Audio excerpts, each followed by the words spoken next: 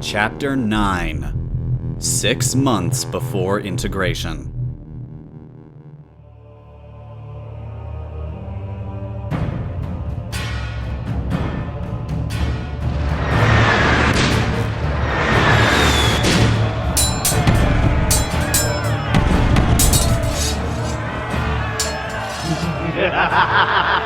You can run, but you can't hide.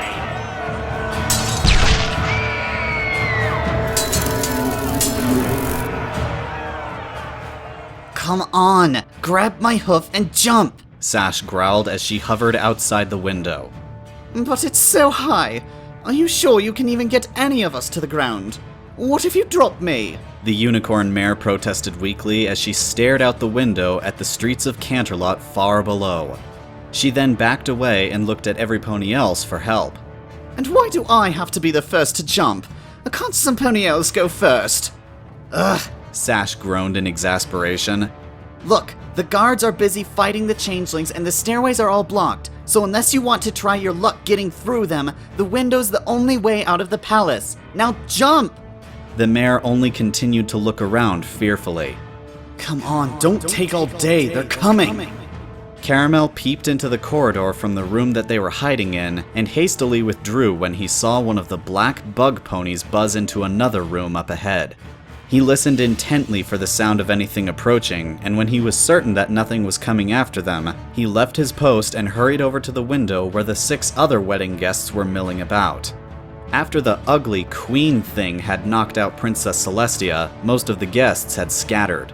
Lucky and the rest of his friends had fled through a different corridor, and Caramel and his small group had so far been fortunate enough to avoid the swarm that had entered through the Great Hall's windows. They'd avoided all the skirmishes between the guards and bugs at the exits, but they now had nowhere else to go, except out the window. This is crazy! What did that thing do to Shining Armor? If the princess and the captain of the royal guard had fallen to her so easily, regular ponies like him and Sash stood no chance, and they weren't going to stick around to find out what happened after that. Best to leave the fighting to the professionals. Caramel shouldered his way past the others and placed both forehooves on the sill. Looking back at them, he said, "Fine, I'll go first. She knows what she's doing." He then clambered up to stand precariously on the edge.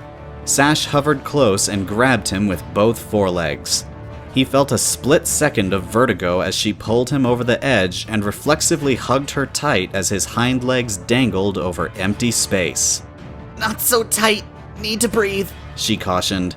He relaxed a bit. Looking over Sash's shoulder and past her flapping wings, he could see the chaos spreading in the city below. Black clusters of changelings were swarming through the streets, clashing with packs of gold and white guards. Regular ponies were running everywhere in confusion. He could hear screams rising up from below, along with the sounds of brawling. "Okay, I'm taking him down and coming back in 20 seconds, so you guys had better form a line real quick," Sash instructed those still inside. "The longer you take to decide, the greater the chance one of those things is going to find you. See you in a bit." With that said, Sash went into a rapid, tight spiral down to the streets. The wind whistled in his ears and tousled his mane as the ground grew closer. But just before they landed, Sash suddenly gasped and he felt her pulse quicken to an alarming pace.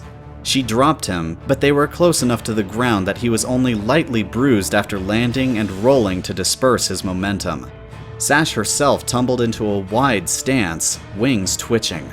She looked like she was trying not to snarl or something. Her teeth were showing, and her nose was half wrinkled. Sash? Are you okay?" he asked, hesitantly tapping her shoulder. Upon contact, she started rather violently and shook her head, taking in slow, deep breaths. For a moment, Caramel thought something was off about the color of her eyes, but then she blinked and he saw that they were their usual amber. That's weird. What on earth was that?" She rubbed her forehead and said, Nothing. I've got to get the others down. Go hide and wait." And she took off without another word. Hurry! He called up and mentally berated himself for being stupid. The last thing they needed was a shout drawing attention to them. So he made a quick dash to the shop house nearby and hid in its back alley. When Sash brought down her next passenger, he quickly caught her attention with a short, sharp whistle and beckoned them over. Sash nudged her stallion passenger towards him and immediately flew up again for the next. The unicorn looked at him hesitantly, then shook his head and galloped down the street, heading straight for the nearest gate out of Canterlot. Caramel couldn't fault him for running away. He probably would have done the same if Sash wasn't staying behind to help the others out of the palace. The longer they stayed in one place, the greater the chance of being found.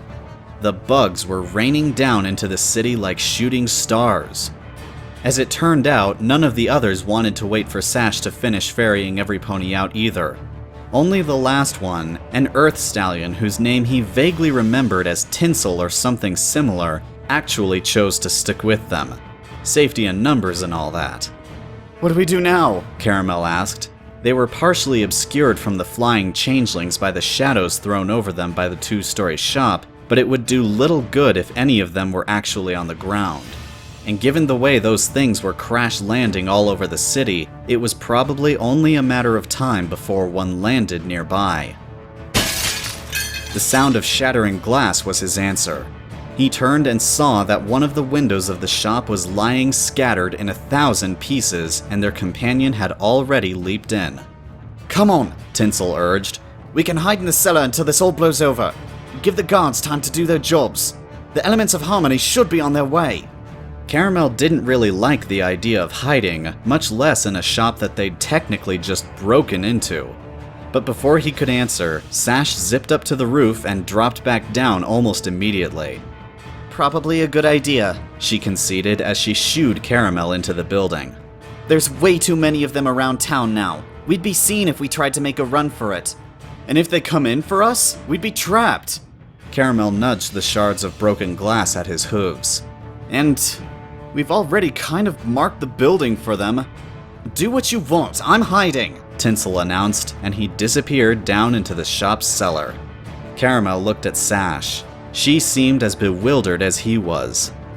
You know, if you flew fast enough, you could just... Sash frowned and swept aside his suggestion with a quick flick of her wing. Shush! Don't even finish that.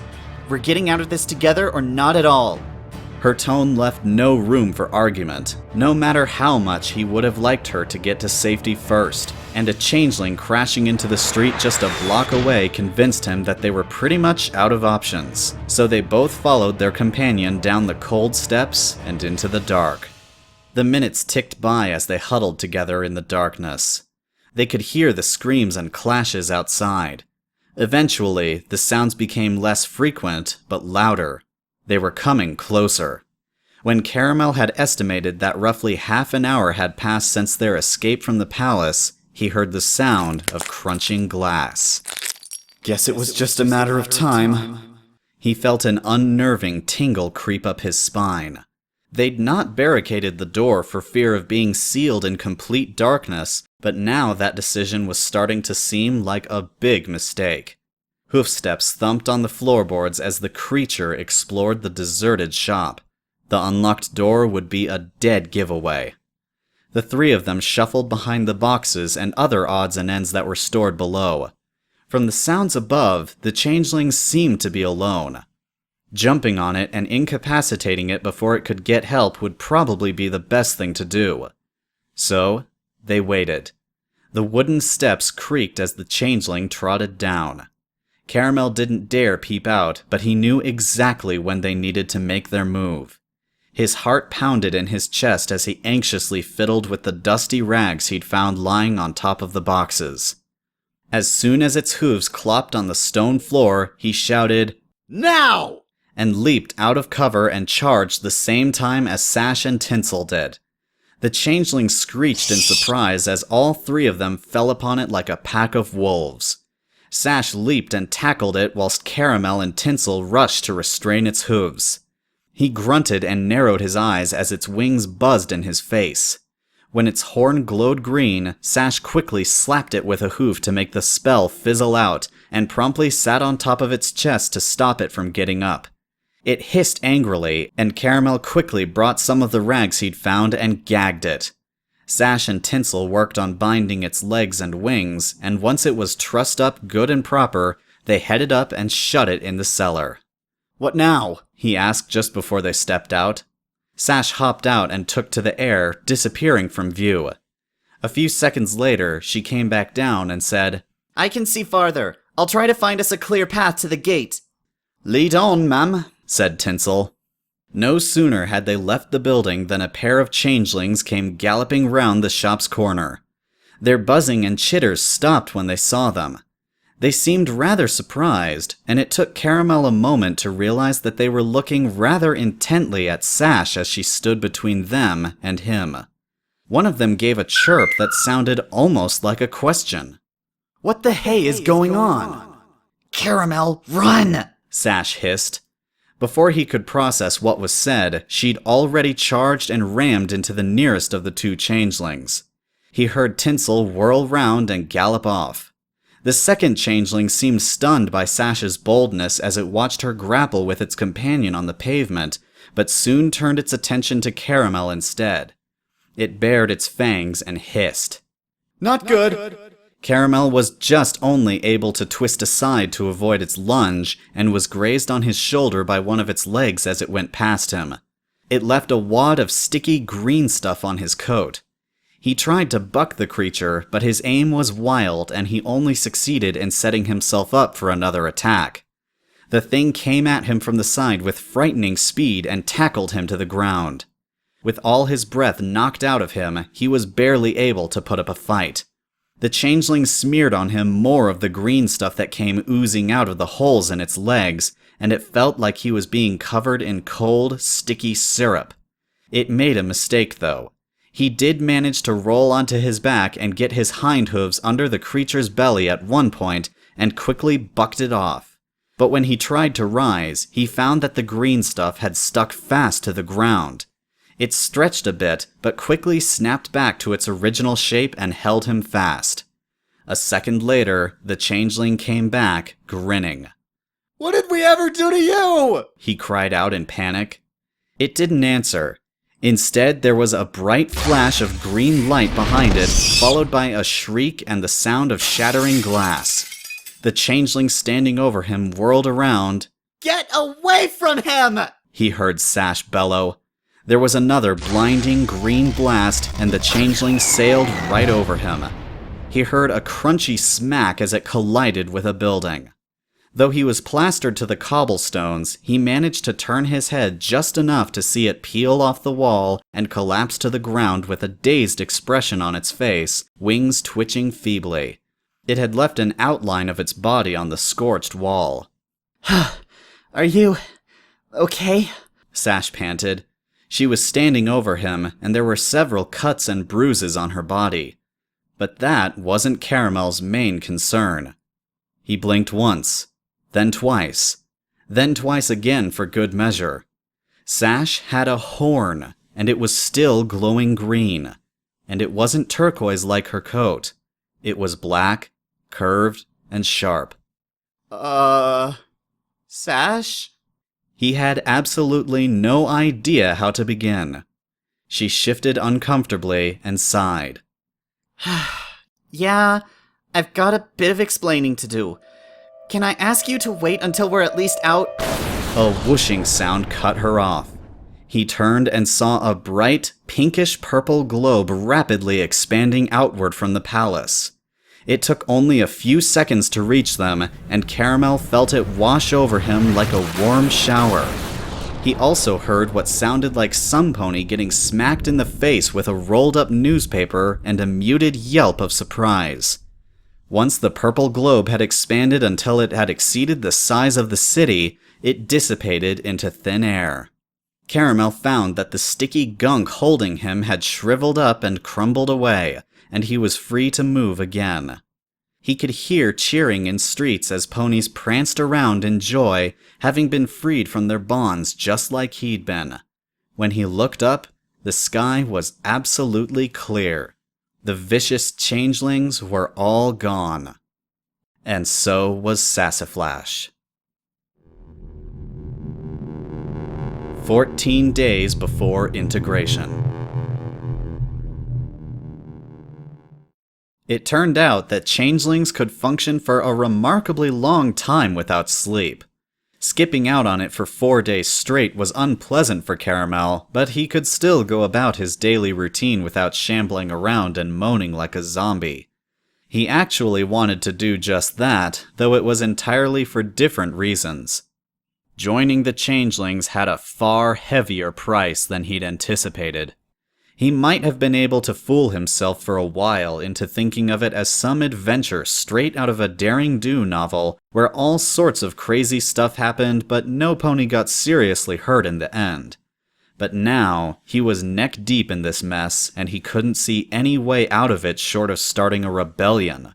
Which, given what he'd experienced in his recent attempt to disobey Chrysalis, was going to be a ridiculously stupid idea.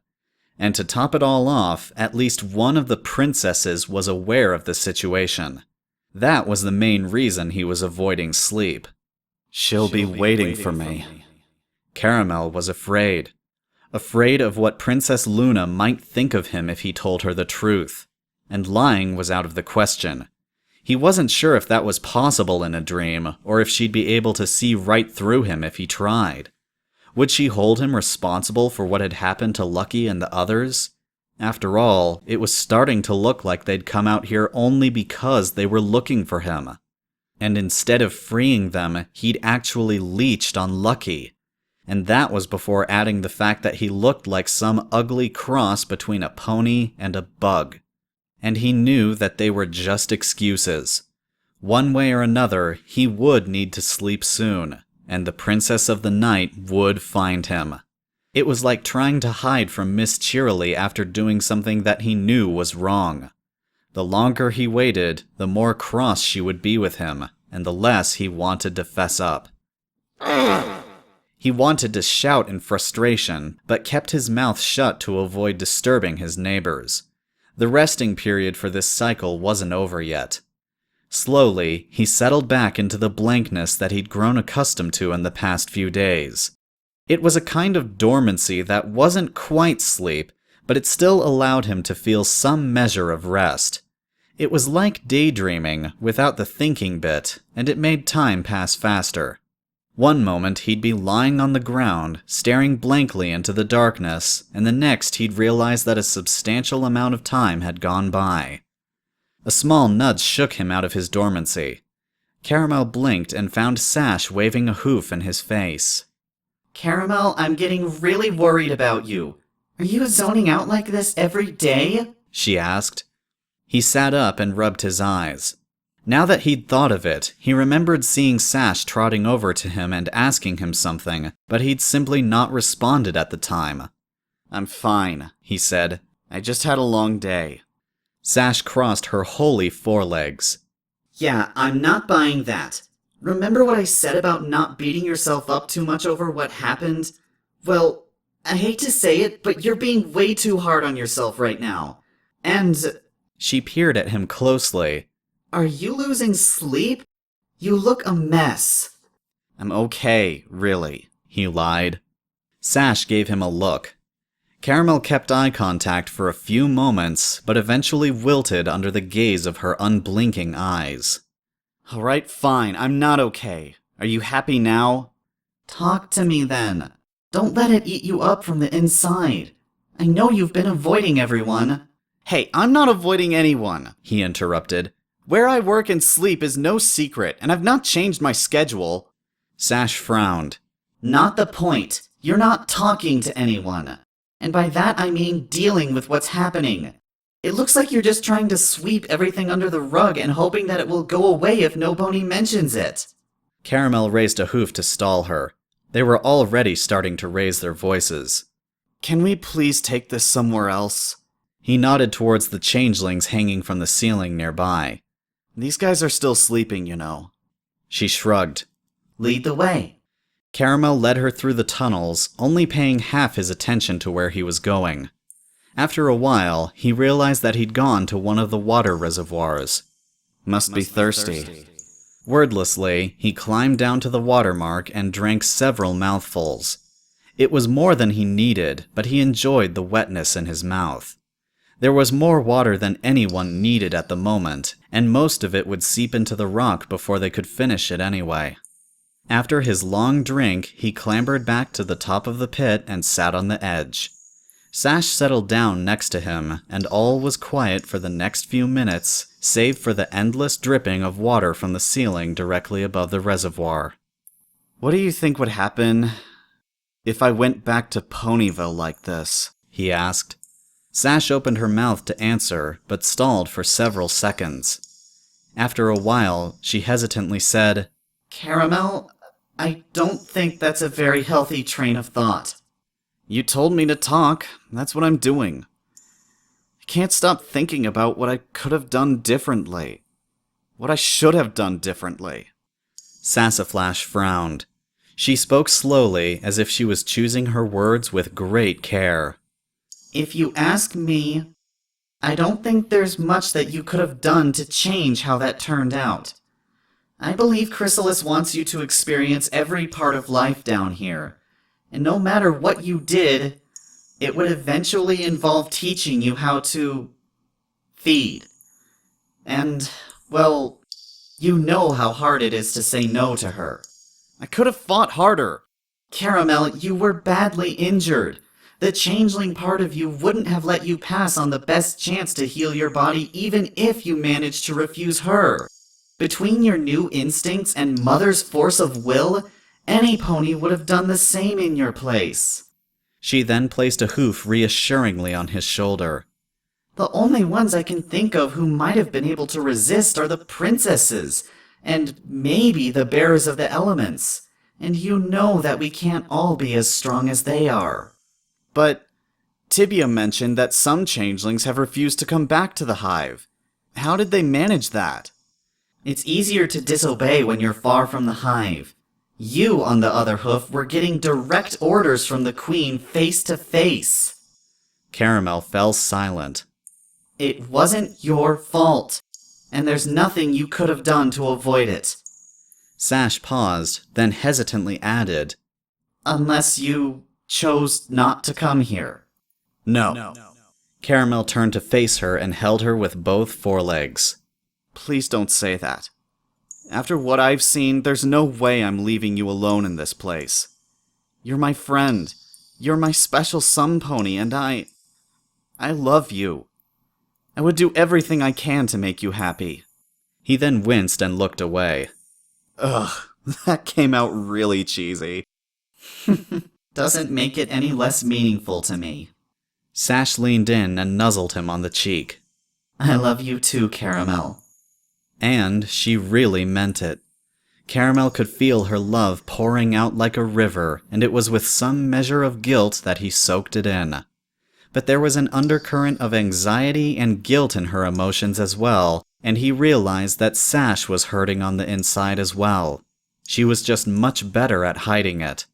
And here he was, being all mopey and useless when she seemed like she needed somepony to talk to as much as he did. She truly did feel bad for capturing Lucky and Cherry. Time to stop feeling sorry for yourself, mister. He hugged her tight and whispered, "I'm sorry." "For what?" "For what I said to you about our friends. I don't blame you for doing what you were ordered to. I'm sorry for acting like I'm the only one in here who's having a hard time. I know that you wouldn't hurt any pony by choice." Sash's ears drooped a bit as she looked away. After a moment of silence, she sighed and gave him a small smile. "Thanks. I think I needed that." They sat together in companionable silence after that. Caramel was content to simply be with her, even if they were only watching water drip into the pit. It reminded him of the times when they would sit atop the hill overlooking Ponyville and just while away the afternoon in the sun. For a moment, he could almost believe it to be exactly that. After a while, Caramel realized that they weren't the only ones in the reservoir. He twisted around when he heard a pair of voices arguing. They were coming from the single tunnel behind them, and he could see the shadows of their owners moving at the far end. One was significantly littler than the other. last time, I already told you, go back! That was definitely Rax's voice. Caramel wasn't surprised. He was practically his shadow at this point, so it made sense that he'd come looking for him after waking up. He was actually grateful that his friend and impromptu supervisor was trying to give him some privacy instead of hovering closely when he was with Sash. Says you, not Mother. Where is he? Did he tell you to help him hide or something? Stickle? What's he doing out of the hatchery? What's with those two? Asked Sash. He left her question hanging as he rose and trotted over to the two arguing changelings. Sash followed, and when he got to them, he saw that Rax had a hoof pressed down on Stickle's tail, who was glaring at him stubbornly whilst trying to pull free. "What are you guys doing here?" Caramel asked. Stickle nipped Rax's foreleg, eliciting a yelp of surprise from his elder sibling before breaking loose and leaping onto Caramel's back. You haven't been around for ages! We've been waiting forever! He complained. You promised! Uh-oh. Caramel remembered now. Between the rigorous training in Warrior Caste and the recent clash with the Diamond Dogs, he'd not had much of an opportunity to do much for the nymphs back in Keeper Caste. He grinned apologetically. Sorry, buddy. I've been really busy. But remember that time when... Stickle bounced on his back impatiently. Yeah, you came back and shared some love and all that, but you didn't tell any stories. We want to hear more about Commander Hurricane or Captain Blizzard. Or you can tell us about what you did when you fought the Diamond Dogs. Oh, sure. The pony gets to be the hero. As if he was the only one fighting. Rax muttered. Why? Are you jealous? Asked Stickle with a smug grin. Might and Pith think that the reason you follow him around everywhere is because you want to be more like him. You want to be his sidekick, don't you? Rax's left eye twitched. He trotted closer, and Caramel nervously took a step back. His friend looked quite ready to pounce on the little blabbermouth sitting on his back. When he was about a tail length away, Rax stopped and narrowed his eyes at Stickle. Oh, really? And no one told you little grubs that it's because he needs someone to make sure he doesn't do anything stupid? Or watch his back? He has terrible spatial awareness, you know. Thanks, buddy. You're such a supportive guy. Caramel felt Stickle prod the back of his neck with a hoof. Come on, show him how wrong he is. This was rapidly getting out of hoof. Having the nymphs idolizing ponies and him like that probably wouldn't sit very well with Chrysalis when she found out, if she hadn't already. Even if he didn't have a psychopathic changeling for a queen who might disapprove, nothing good ever came out of that kind of hero worship. Even foals were sometimes told not to expect miracles from the princesses. He just needed to figure out a way to placate both Stickle and Rax. Sash chuckled. You boys are cute when you're arguing. Well, I'll leave you to it. I've got work to do. As she trotted past, she gave him a quick peck on the cheek. See you later. Rax stared after her. That's just... ew. Caramel frowned. I thought that's kind of the job and goal of all changelings. Never seen anyone give a kiss before? His friend snorted. Of course I have. But she meant it. It's freaky. I don't see what's wrong. That love looked delicious to me. Stickle piped up. Caramel scratched his head. Apparently, for all his experience as a warrior, in pony terms, Rax was way behind in appreciating sincere affection simply because it existed, and not because it was nourishing.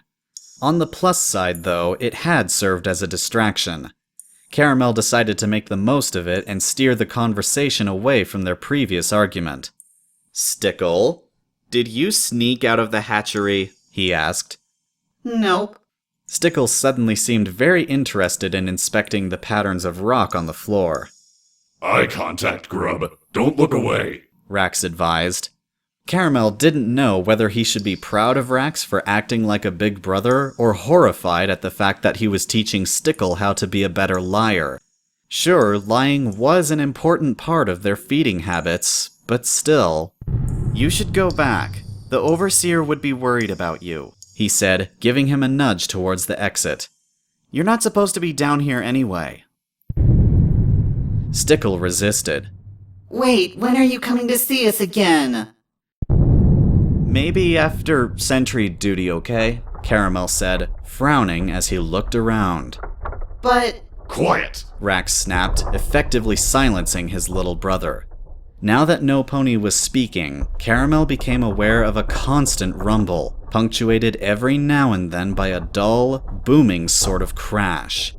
It was a familiar sound. The movements of quarry eels deep below had always been audible from almost any part of the hive, to the point where he could pretty much filter out their comings and goings as typical background noise in his everyday life. But this time, the noise was near constant and significantly louder. He turned to Rax, and his tense posture and urgent expression was all he needed to realize that this was the one, almost forgotten thing that he'd been dreading since his transfer to Warrior Caste. Now of all times. Is that what I think it is? Stickle asked. Yes, now get lost and let the grown-ups get to work, Rax replied. His words had the opposite effect on Stickle, though, for he bounced on all fours and cried, I want to see this! Caramel stepped in before things got out of hoof. Stickle, I need you to go home now, he urged, trying to keep his voice from quivering. This isn't something you'd want to see. This time, the ground trembled slightly. Water droplets rained from the ceiling. Stickle was still inclined to be stubborn, though. Come on, I'm already out here, can't I? Caramel remembered the sickening crunch when the Diamond Dog's club struck Chitin's head. He remembered the sight of claws slashing through carapace and flesh. He remembered the smears of blood on the ground. And that was probably only a fraction of what the sounds he was hearing now promised. That was not something he would wish on any pony, least of all his foster siblings. He rounded on Stickle and put on his sternest expression. No, this is not a game. Get back to the hatchery and stay with the grown-ups. But you are a grown-up. In the hatchery. Quit dawdling. Stickle opened his mouth to argue, but Caramel looked him in the eyes, fiercely shook his head, and jabbed a hoof towards the exit. That's an order, Stickle. If you ever want to be a royal guard, you'd better learn to act like one, he growled.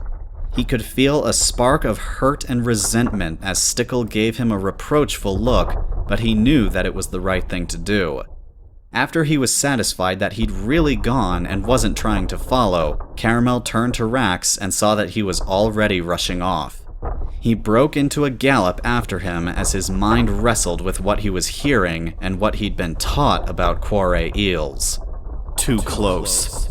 There was an eel boring its way into the hive nearby, and it sounded like it was coming from above. He'd learned that most encounters were in the larger shafts below, which Builder Caste had sealed off with their mixture of rock and resin. It was easier for the eels to come up from there using the natural caves and shafts, whereas the earth surrounding the main parts of the hive was mostly solid rock. Mostly. The rumbling got louder as they went higher until they were almost level with the hatchery. Caramel and Rax were amongst the first from Warrior Caste to reach where the rumbling was loudest. A small, disused natural chamber which sloped and narrowed into a little fissure in the floor, into which a small stream of runoff from the surface was flowing. Every now and then, the water would bubble and spurt back out from the fissure as air was forced through, accompanied by a loud hiss and more rumbling from the earth. "What now?" he asked. Rax took a few steps back. Wait for the others.